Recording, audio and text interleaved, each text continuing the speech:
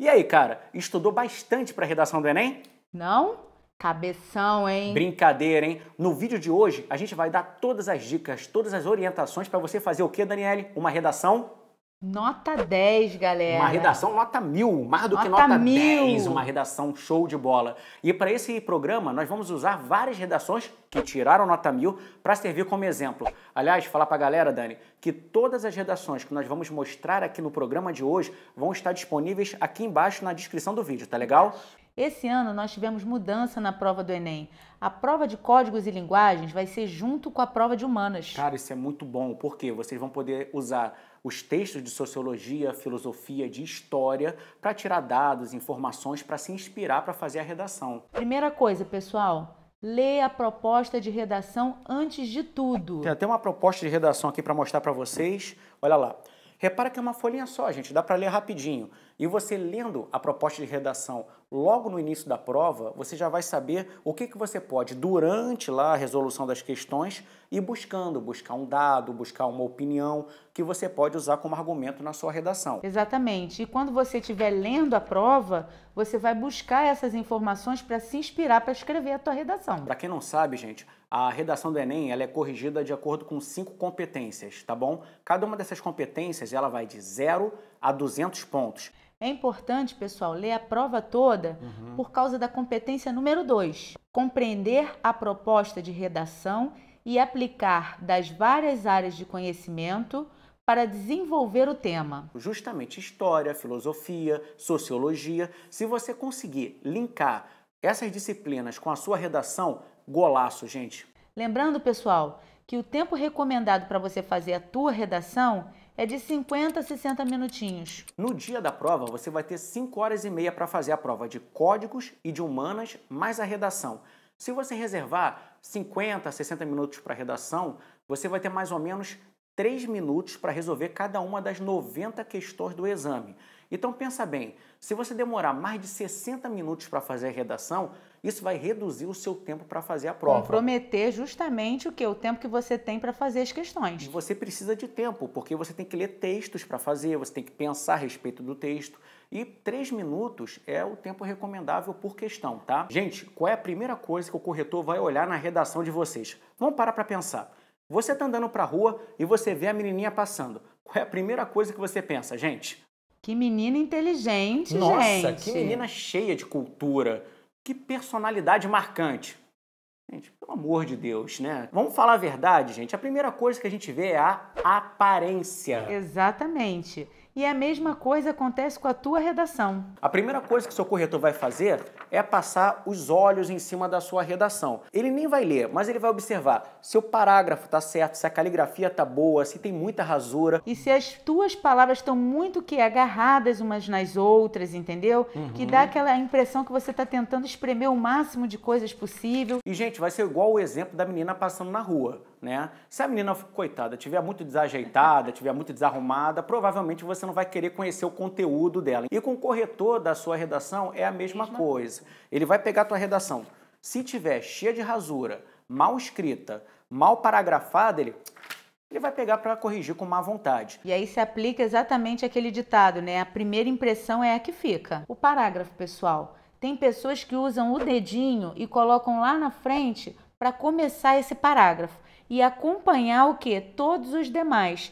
E assim fazer o quê? Uma linha imaginária para escrever todo o corpo do texto. Não importa se o seu parágrafo for um pouquinho maior ou menor que um dedo, o mais importante é que ele esteja todo alinhado e que quando o corretor pegue a sua prova, ele só olhando para ela perceba que está tudo alinhadinho, certinho, tá bom? Na mesma distância. E vocês precisam prestar atenção na hora que estiver chegando lá no finalzinho da linha. Para quê? Para evitar vocês espremerem o quê? Toda a palavra. Ou até atropelar a margem. Isso aí. Fica muito feio.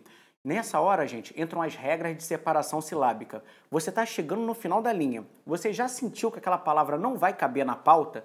Dá uma esticadinha na palavra e coloca o hífen. Lembrando que o hífen fica em cima da linha. Você não vai me fazer o hífen submarino, tá legal? Aquele hífen embaixo da linha. Aquilo não existe, gente. O hífen é do lado da palavra na pauta. Como é que tá a sua letra? Tá legal? Tá legível?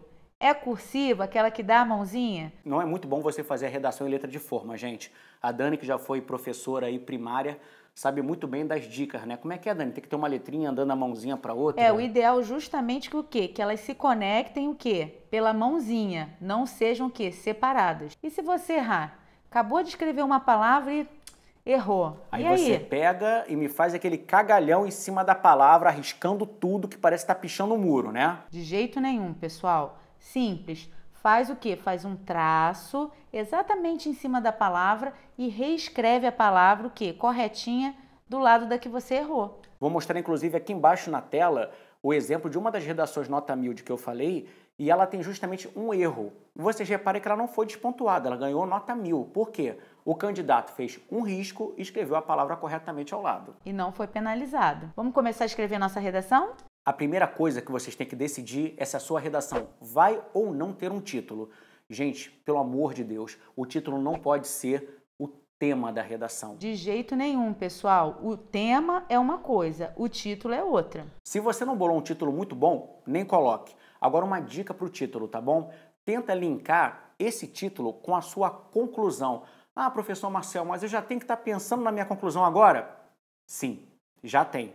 Se você conseguir ligar o seu título com a sua conclusão, a sua redação vai ficar perfeita. Agora, olha, não tem ideia nenhuma, não bota título. Só para constar, as 5 redações nota 1000 que vocês têm disponíveis aqui, né? Nenhuma delas tem título. Isso prova que o título não é essencial. E aí, gente, o que você escreve na introdução da sua redação? Qual é a primeira coisa que você tem que fazer?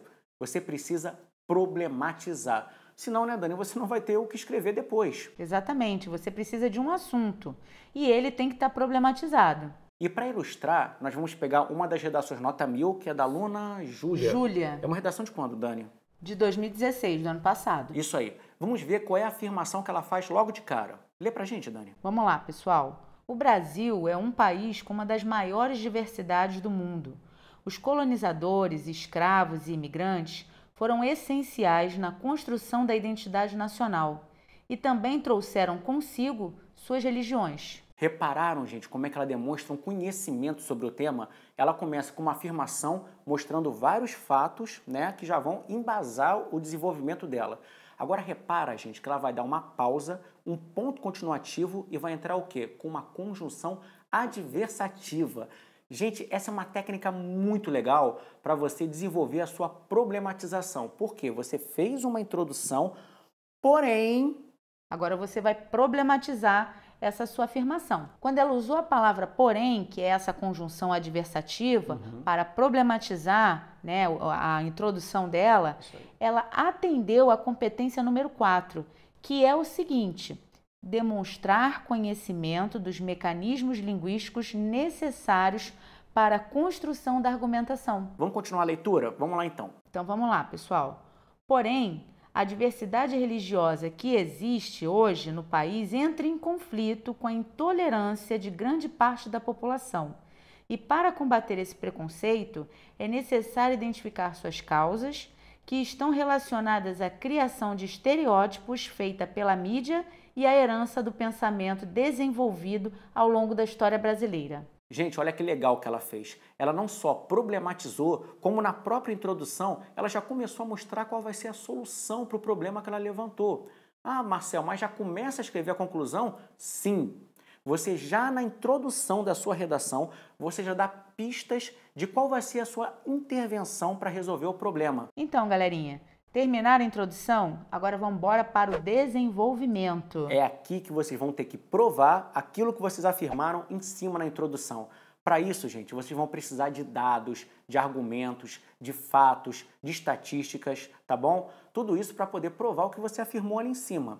Essas informações, né, Dani, você pode colher no decorrer, né, da prova, quando você está lendo os textos motivadores, você pode usar qualquer informação de qualquer texto da prova, porém, você não pode copiar, tá legal? Se tiver, por exemplo, um dado do IBGE, uma estatística, você pode citar, mas nunca copie literalmente, porque isso pode até zerar a redação. É plágio, né, Dani, que se fala? Eles chamam de plágio. Aí, se vocês escreverem direitinho, vocês vão estar atendendo a competência o quê?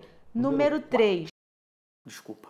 Aí vocês vão estar atendendo a competência número 3, que é essa daqui, ó.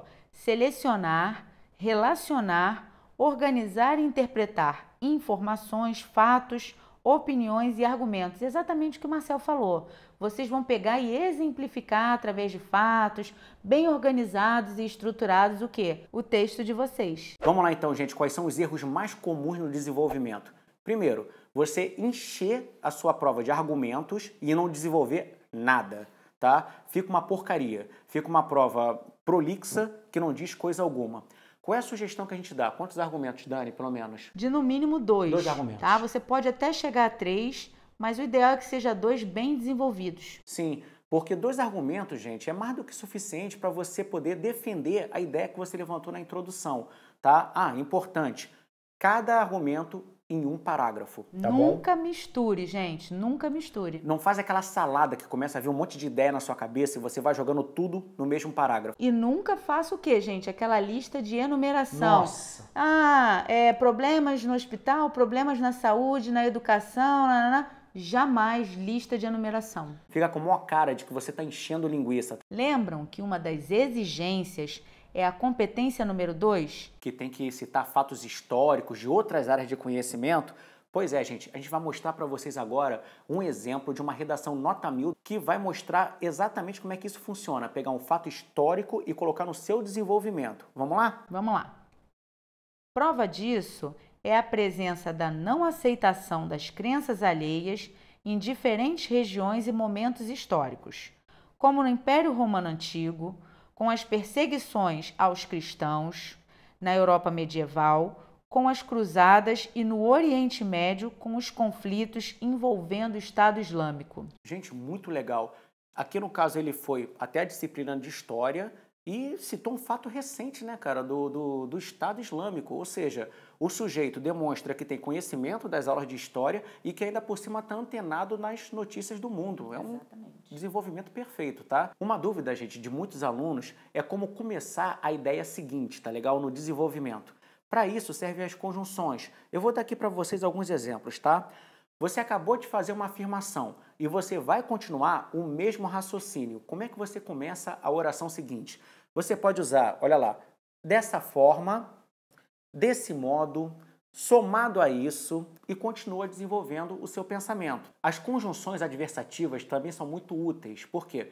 Você pode, por exemplo, propor que há alguma coisa boa naquele momento e em seguida discordar para continuar sua argumentação. Por exemplo, quando teve a redação sobre a questão da lei seca, as pessoas escreviam assim: já houve muitos avanços com a lei seca implantada no Brasil. Ponto. Porém, ainda há muito a ser feito. Então esse porém, todavia, contudo, ele ajuda você a fazer uma afirmação e mostrar que ainda existe um problema. Outro tipo de conjunção que é muito legal são as conjunções concessivas. Elas abrem uma exceção em relação àquilo que você acabou de afirmar. Eu separei aqui uns trechos dessas redações nota 1000, vou trocar de tablet aqui com a Dani. Ela vai ler para vocês aqui o exemplo. Essa aqui, gente, é da candidata Tainá de 2015. Apesar de se destacar enquanto potência econômica mundial, o Brasil ainda vivencia problemas sociais. Ou seja, gente, o Brasil se destaca. Ele não deveria ter problemas, mas tem. Para isso serve, gente, as conjunções concessivas. Ainda que, mesmo que, embora. Olha, isso deixa a sua redação muito bonita, muito bem desenvolvida. Devolve meu tablet. Ó. Tá aqui, foi. E aí, terminou teu desenvolvimento? Defendeu direitinho tudo que você afirmou lá na introdução? Agora vamos embora para a conclusão. Partiu. Essa é uma das partes mais importantes da sua redação. Ela é tão importante que tem uma competência na correção da redação do Enem só para ela, que é a competência número 5, galera. Lê pra gente, Dani, a competência. Bora lá, competência número 5. Elaborar proposta de intervenção para o problema abordado, respeitando os direitos humanos. Gente, ou seja, se você fez a sua conclusão sem apresentar uma proposta de intervenção, você acabou de perder 200 pontos e pode até mesmo zerar a sua redação se você pegar um corretor que seja mais mala, tá bom?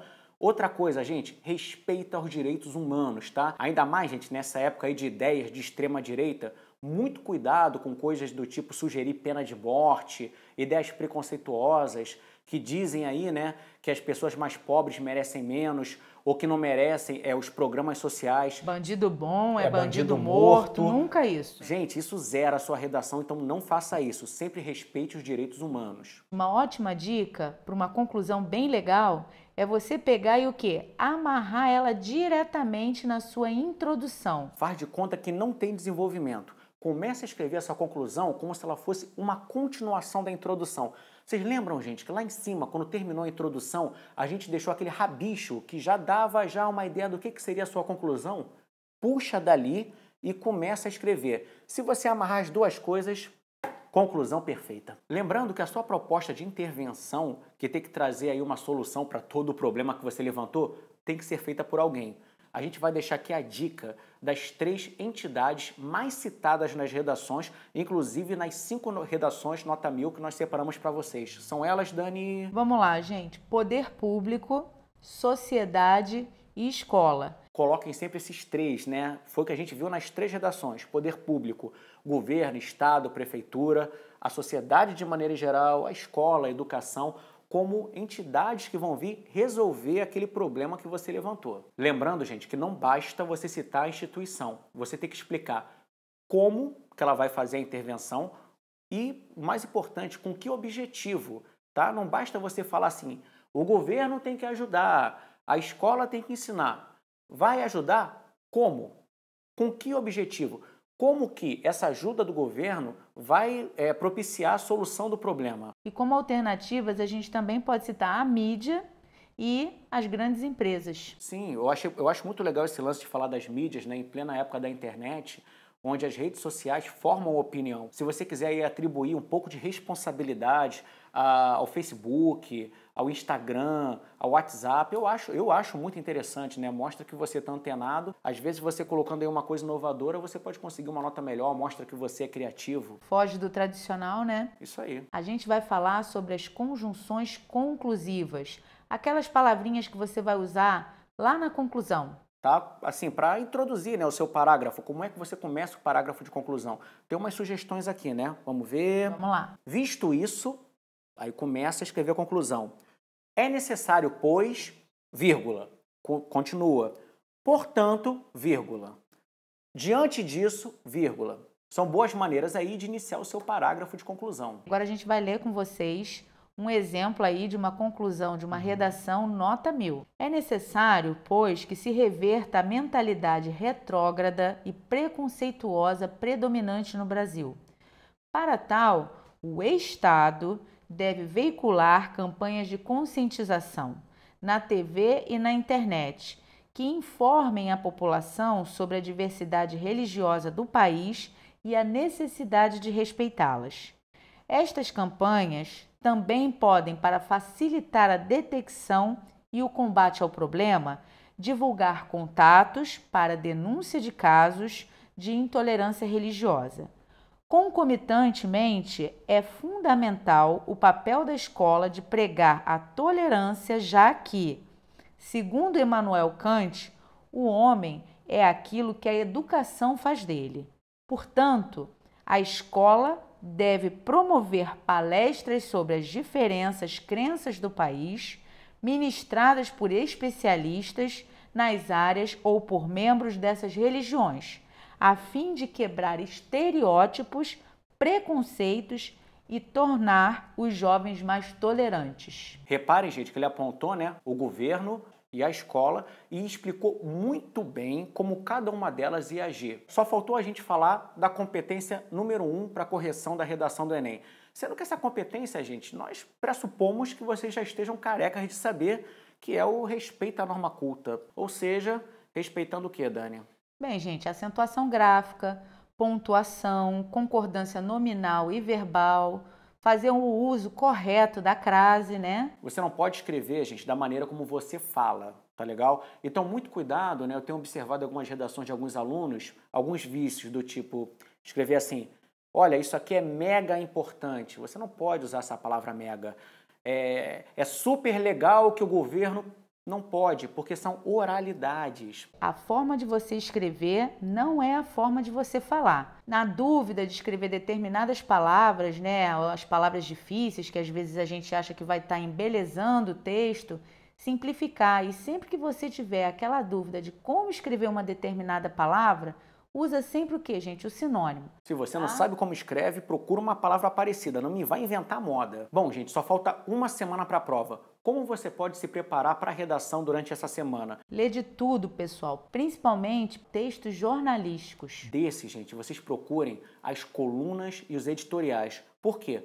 Esse tipo de texto costuma expressar opiniões sobre fatos que estão acontecendo agora. E aí, galera, estão animados para a prova do Enem? Gostaram das dicas? Ainda ficou alguma dúvida? Se ficou, deixa aqui nos comentários, galerinha. A gente vai fazer o possível para responder todas as dúvidas de vocês, tá legal? Ah, e não esqueça, pessoal. Gostou? Dá aquela curtida legal pra gente. E compartilha com os amigos. De repente tem uma galera aí que está precisando dessa ajuda. Compartilha o vídeo com geral. Se inscrevam no canal. Clique nesse vídeo aqui para assistir uma aula de inglês da professora Daniele e nesse vídeo daqui para saber se ainda vale a pena ser professor aqui no estado do Rio de Janeiro. Beijão do Casal 20, pessoal. Vemos vocês no próximo vídeo, galera. Até! É a presença da não aceitação das crenças alheias